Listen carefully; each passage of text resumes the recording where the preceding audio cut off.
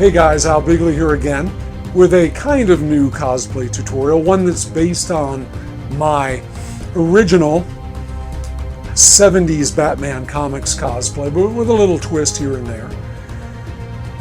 As you know, like I said in that original video, which I'll link at the end of this tutorial, I'll put a little image that pops up that you can click to see that. After I debuted that particular look, I got a lot of comment about, well, you know, in the comics, Batman really wears blue with the gray parts. And of course, I would explain how, especially back in the day with comics, limited palette, limited paper, and coloring choices, blue was used kind of as a highlight on black. Look at how they did Batman for Batman the Animated Series. Spider-Man was meant to be red and black originally. People appeared to have blue hair in comics pre-90s. Again, it was meant to represent highlights on black. And I couldn't get the blue to look right in a real living Batman figure. I've always loved the 70s Batman. That was my period growing up. The Batman as depicted by artists like Irv Novick, Neil Adams, Jim Aparo, and even Marshall Rogers, and even Alan Davis. Of course, in those comics, he appeared to wear the famous gray bodysuit, but with blue cape, cowl, trunks, etc. So one of the reasons I felt like I couldn't pull off a blue and gray Batman properly was looking at other people's version of that comics accurate 70s, 80s Batman. The blue was always too light. Yes, I know that was how he was colored then, but we're almost talking about a powder blue or a Carolina blue. It just didn't come off right. So I deliberately wanted to really pay attention to the blue I would use for this particular cosplay. So you're going to see here that I really picked a deep shade of blue that I think just works best for getting that overall comics look, while Batman is still maintaining his ferocious creature of the night appearance, his scary appearance. Hard to do that in a baby blue and gray combination. So let's look at the individual elements of this cosplay, one by one, as I walk you through it, and we'll go from there. How about that?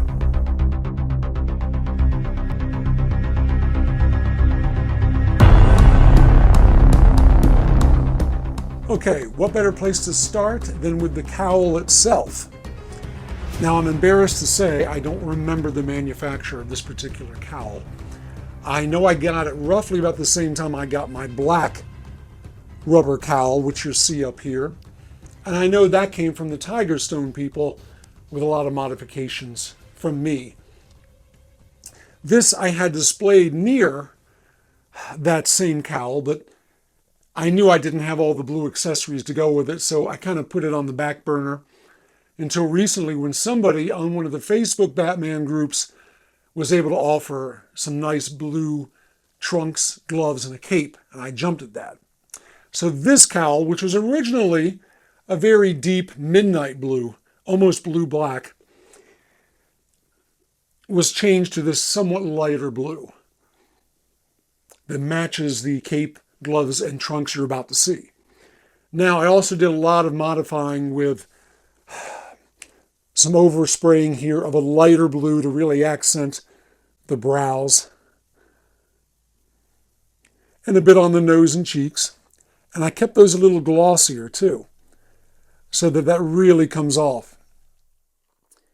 And that area stays really visible. Now you notice too, I added the white eyes. Originally this was eyeless, so to speak. It had no white eye slits, and you see that here. And I like that look too. I love how form-fitting this cowl is.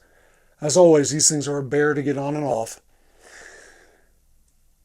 And that look is so form-fitting, as you can see, there's no need for eye black or anything like that. Nothing on the cheeks or anything. But to be truly comics accurate to that period of Batman, let's take another look, you gotta have the white eyes. And this is just the same mesh, the same buckram I've always used. It's hard because you have such small eye slits to cover. And you can see I did a little painting there to create the narrow white slits.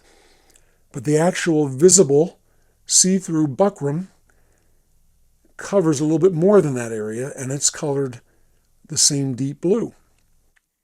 There's no way I could have put these on the inside. The mask is that tight. Your eyes would be literally against the surface. Your eyelashes would just keep hitting that surface every time you blinked. Now I had to add, as you'll see later, a little bit of lightly applied Velcro to keep the cape in place. That's right, this is 70s Batman. No cape under the cowl or under the traps, but the cape goes over. Here's a diagram where you can see where I had to add interior soft foam padding because this mask fits so close to my face. A little bit at the top to make it sit just right, not too high, not too low. Let's take a closer look with the cowl on me. Here we go.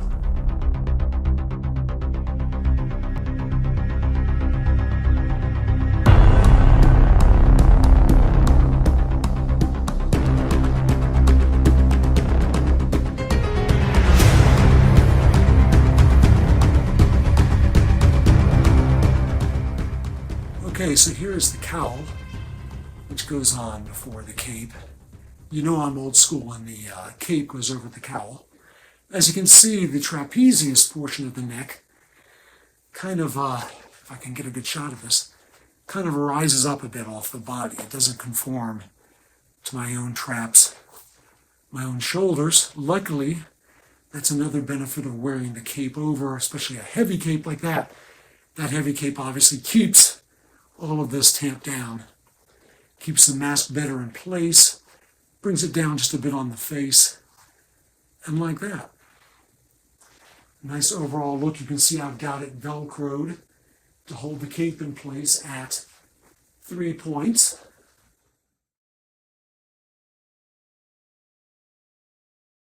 And the cape, as you're about to see, doesn't really even have any fasteners. It's a one-piece cape with a hole in the top for the head, obviously. And this alone lets me lightly keep it in place and bring the cowl down nice and firm on the upper body here, the traps.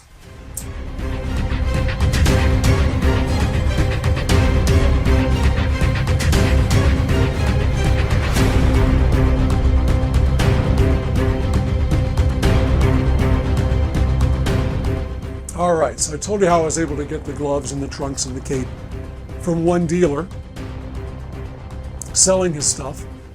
And as you can see, they matched quite well, all from the same material. The gloves, however, were just gloves without the famous fins, which I had to add myself.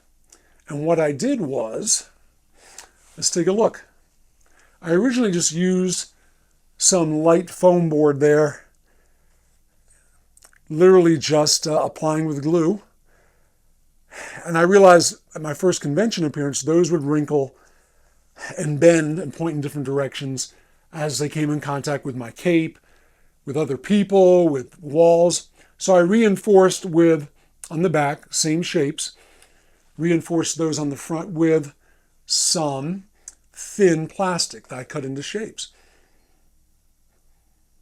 Now that makes these very rigid, and I haven't really tested this at a convention or anything yet.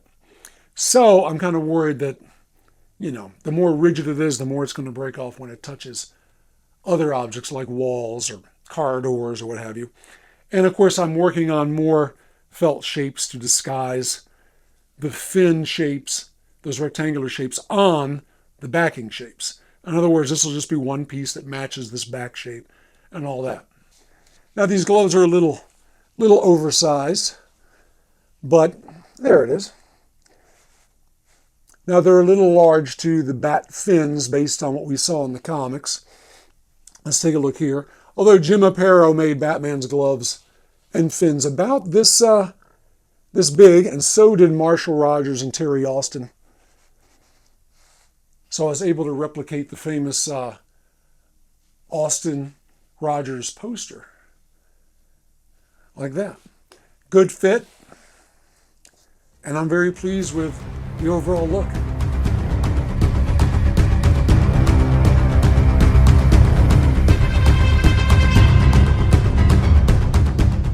right, like I said, the same manufacturer that made the cape and the gloves provided trunks, all from this kind of pleather material. Now these are a little bit more low-rise than I prefer, which means I've got to wear the belt a little lower to cover the tops of the trunks. But as you can see, it seems to work.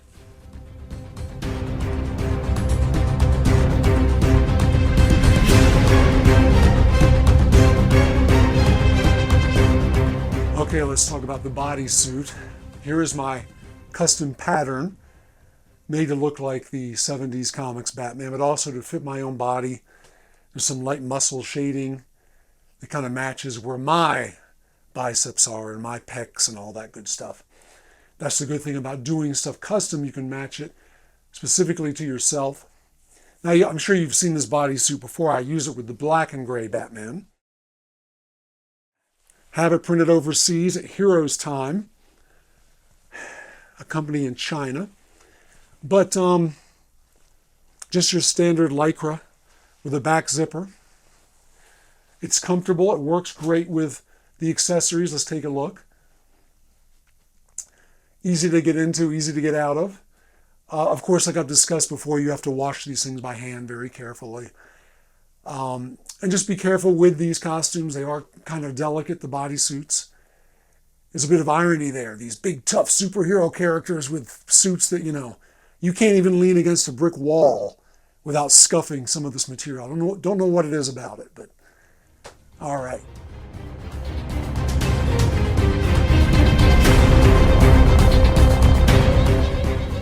Okay, let's talk about the boots. A simple Amazon or eBay search yielded black boots in my size. I used a custom shoe paint, a leather paint. Again, this is more like pleather. And painted these right up. They fit great. Little tip for superhero boots, do get the size that fits you. I know in the past I'm guilty of this too. You see something on sale, or you see something that's perfect, but maybe it's a size up, or maybe it's a size down. 3 hours on a convention floor and you're kicking yourself. Your feet will be killing you, and even in a shoe that's too big. Get the size you need and stick with it. Here's the paint I used. Again, a custom shoe paint. Matches pretty much the other accessories I showed you. And these are very comfortable. Just look for Batman boots. These are probably maybe $30, $40. Not very expensive. You don't have to spend a lot of money. And like that.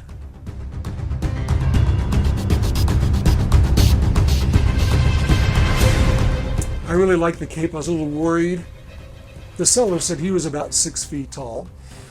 I am too, and he said this dragged the floor. Now my black Batman cape is long, and there are times I've felt myself step on one of the serrated edges. But this one's a little longer.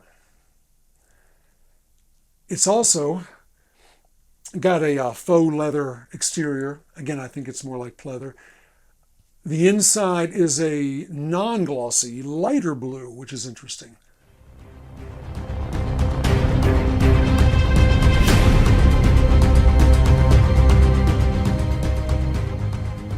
Now, most interesting of all, unlike my other Batman capes, this one is just material with a hole on top to slip your head through.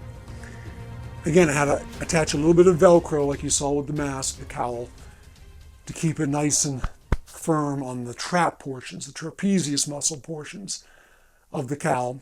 Also keeps everything weighted down nicely. Everything stays in place. Here's the opening here.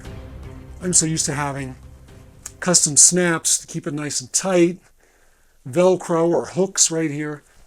It's kind of wild just to have a one-piece cape you just slip over the whole ensemble. Of course, the Velcro keeps it in place as far as sliding on my shoulders, things like that. That's another thing I got to get used to, not tripping on this slightly longer cape, and the fact that it is so heavy.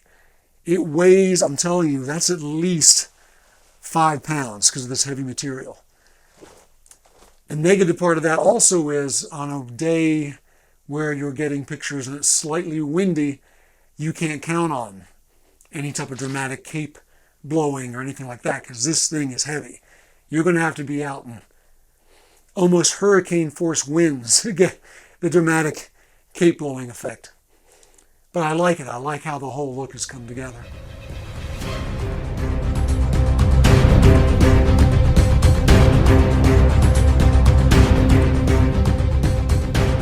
Of course, you've seen the belt before in my black and gray 70s Batman tutorials. Made it myself. The front is basically foam board, cut to length.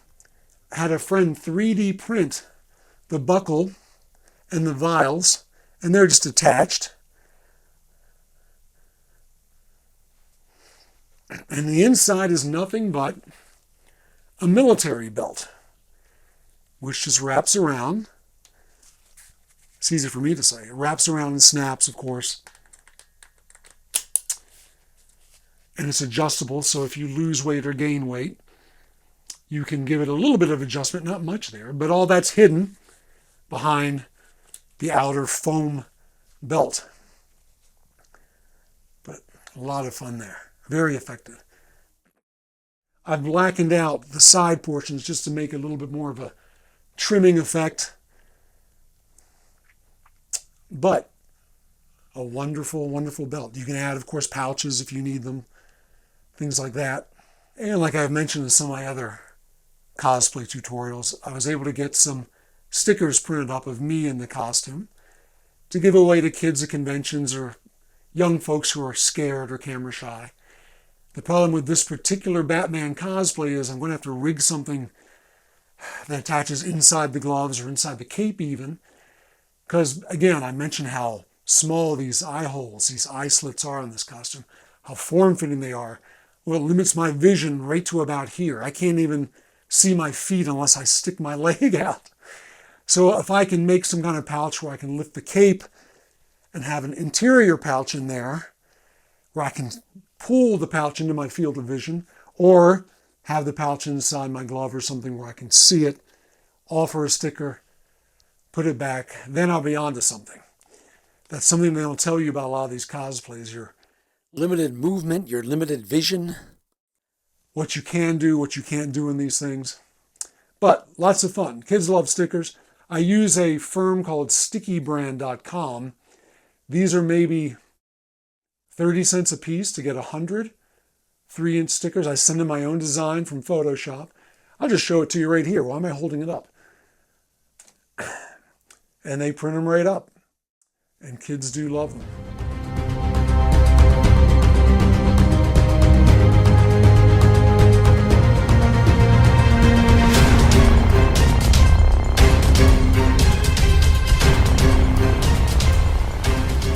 Okay, so now you see everything together. The cowl, the gloves, the cape, everything. Very effective, very nice fit. I'm getting a little disturbed with how comfortable I am in these costumes anymore. And then I tell myself I should feel comfortable after all the padding and modifying I did inside this particular cowl. It's nothing you want to wear to the beach, but it sure beats being horribly bothered or uncomfortable. But I really like the overall effect. It really helps bring out the 70s Batman look. As we've seen, based on the art of Jim Aparo, Neil Adams, even George Perez. Of course, I've got the cape lightly velcroed at the neck and back to keep it in place. There are no snaps with this particular cape. I have the freedom to throw it back if I wish, for that kind of look. Easy to say, isn't it? Yeah, here we go. This kind of thing.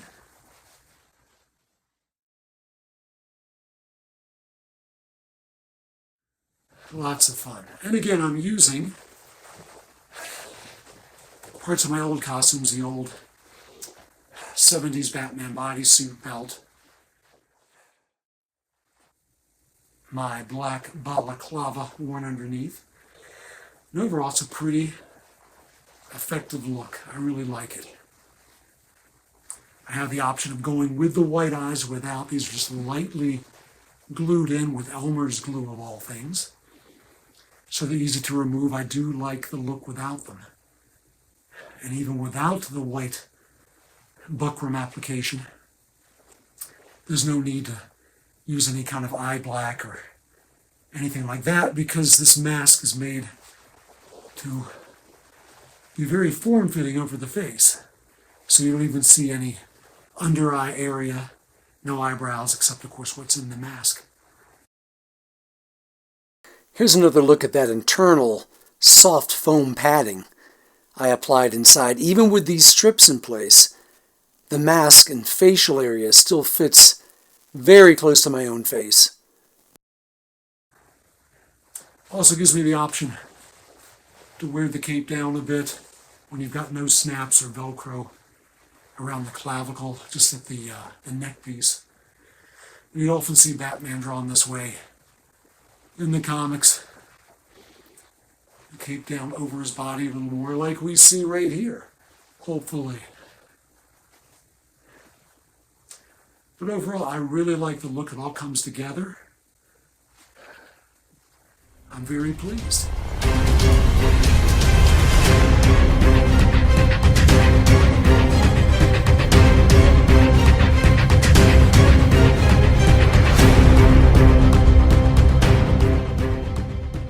All right, let's look at a few more photos of the costume in action.